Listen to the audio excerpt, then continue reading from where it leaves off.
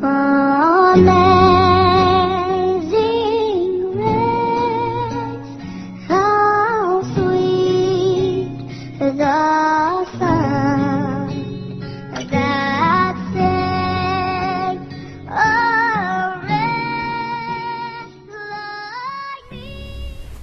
Hi, and welcome to Straight Talk About God video. I'm Jack. You know, honesty can overcome fear. It's kind of a new way to look at things. Okay? See, without honesty, there's no happiness. A person cannot be happy without honesty. If somebody happens to be 75% honest in some situation, 25% is still left over and will be carried as fear, probably subconsciously, until the fear is recognized and disposed of. I mean, I know you've heard or read that when you lie, the lie stays with you until you tell the truth. Huh? No happiness until you go 100% honest with it. Okay? And we don't think of this very much on a daily basis, but we know it's true. When a person is just a little bit dishonest, that quote lie will be carried until the person admits the dishonesty. Who can argue with that? Huh? I know it's a hard truth and you want to, but it's true. See? And this is nothing new, right? A new look at an old truth. Okay? What would a 100% honest human look like? What would that look like? Huh? Well, let me ask another question. Is God 100% honest? I mean, maybe we should be asking, what makes people lie? I mean, why would someone want to hide some of the truth? Huh? They must not be happy lying. Huh? They must be afraid of something. Huh? Well, we have to start out by finding out what causes fear. Okay? So we'll be able to get rid of it before it takes up residence in our subconscious. And it's been said, I know you heard, that we're created in God's image. Okay, God's fundamental essence, or the structure of God. What did that mean? I mean, what does a person look like? Body, brain, hands, feet. Well, God has a body. Okay? God's body is the totality of God. Everything. The whole physical universe that we live in, all those dimensions that are off to the side, and all that other stuff that we don't know about, that's God's body, right? And God's brain is his God consciousness, right? The consciousness that runs all that physical reality, right? And he also accomplishes that the physical reality, the maintenance of the physical reality by two different appendages.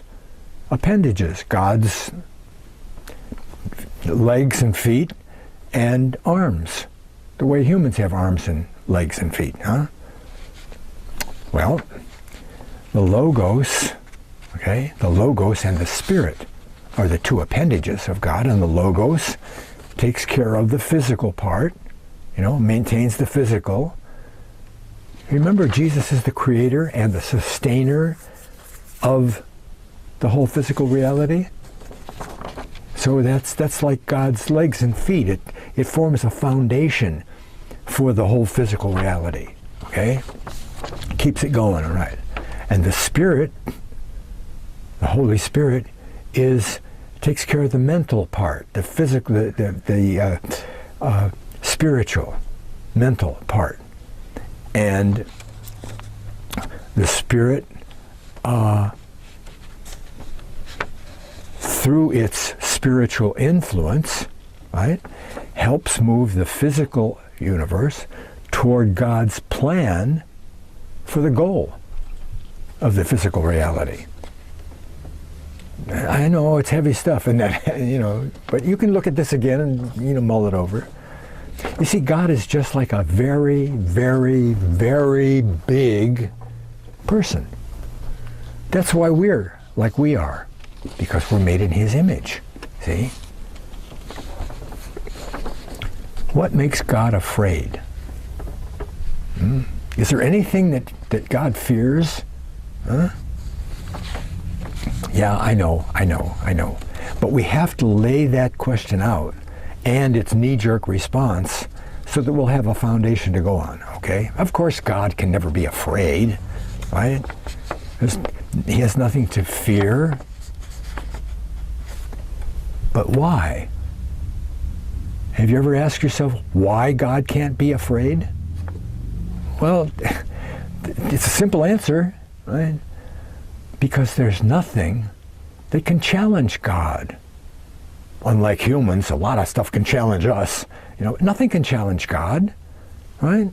He's everywhere. He knows everything. And here's the important part.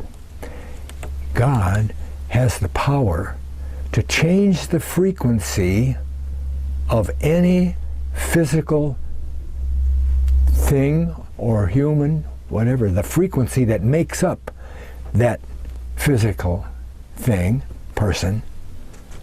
He can change that frequency, bloop, and that physical body disappears. We're all just energy, right? We're energy that's put into bundles of frequencies that come out as a physical thing in the universe, right? I know, heavy stuff. Huh? Where are we here? Okay, he can just turn off that frequency anytime he wants. Now, humans lie in two different classes. People who are afraid and people who aren't. Yeah, well, that's true, though, see? And I know you might say that, everybody's afraid of something. And it seems like that's true. But, wait a minute. So actually then, it would take being like God, wouldn't it, to not be afraid. For a human not to be afraid, right?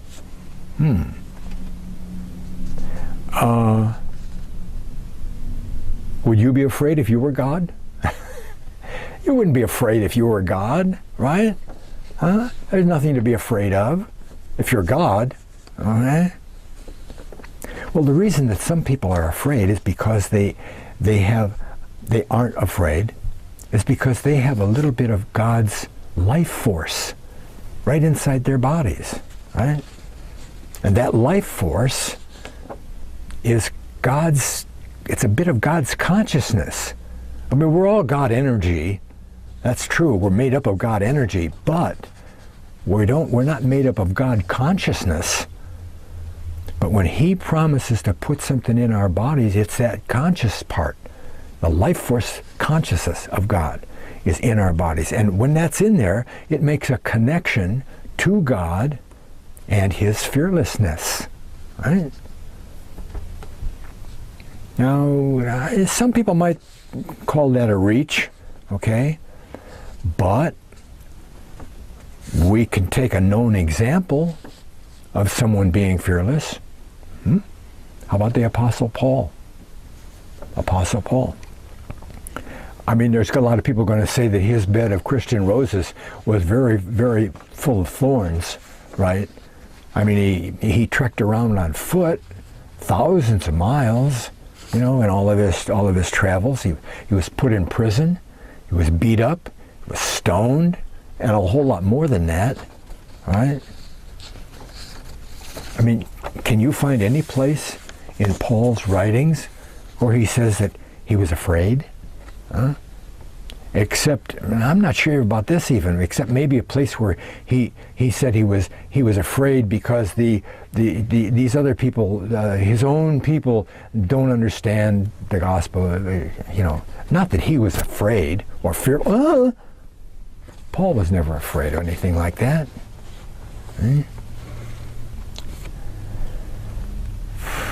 Didn't Paul write the famous quote that Christians use a lot? Wherever I find myself, I'm content. See? Well, that's what he really said. But the King James and other translations, they don't take into consideration the original language, I guess. Because when you go to the original language, it doesn't say that Paul is content with the place. If I was being crucified, I'd be content with the crucifixion. No. He's not saying that he be content with the place. He's being content with who he is, his place with God, because he's got God's Spirit inside him. He's got nothing to be afraid of, right? He was content with his place with God, his connection with God, and he could go on in the face of circumstances that very few of us could bear. Huh? Now, except for a couple of places where we can find Paul deliberately lying, to teach a lesson, he was 100% honest. He just went around from place to place preaching the truth. He had nothing to be afraid of. But he was happy enough to sing hymns in prison at midnight, with Silas. Remember that one? Is there anybody watching or listening that thinks that Paul was more human than they are? Huh? I'm the same as Paul. You're the same as Paul. We're just human beings, right? There's nothing special about Paul. He's just a human being. Huh? And if Paul was happy enough to endure what we would call trials and tribulations and all that stuff, well, why can't we do the same? We can. We can. And we also can get some of God's life force inside our body, just like Paul. But we have to do it honestly. By faithing. Faith with an ing, right? Because faith in English is a noun. It's something you believe. Oh, keep the faith. Have faith. Biblical faith is a verb. Even the old English word for faith was a verb, right? The FAI part was the verb part, was the belief part, the conviction, and the TH added to it made it an action of conviction. Faithing puts God's Spirit in our bodies. And a faithing act is inherently 100% honest. You can't dishonestly faith. It's impossible. See?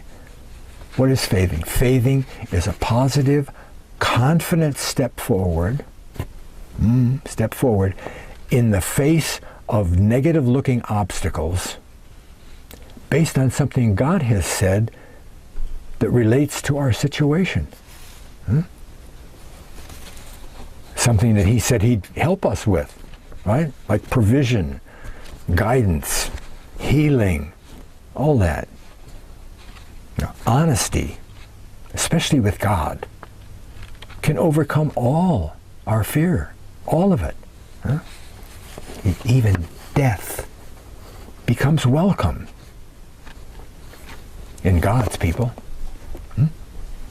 Yeah. Thanks a lot for watching. God bless.